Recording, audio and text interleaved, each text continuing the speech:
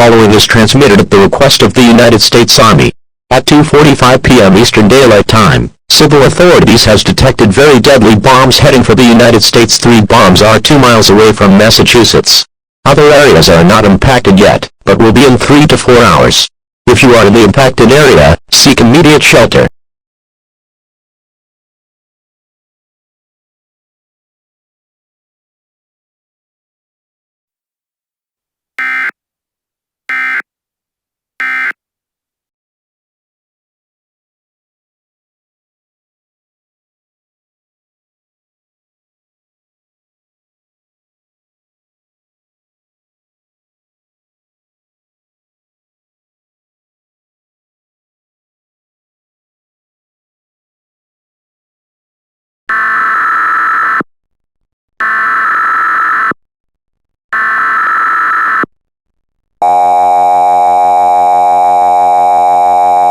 One hour ago, a missile had hit Pennsylvania and injuring 20 people.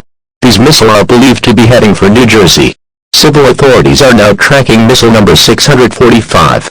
More updates will be coming soon.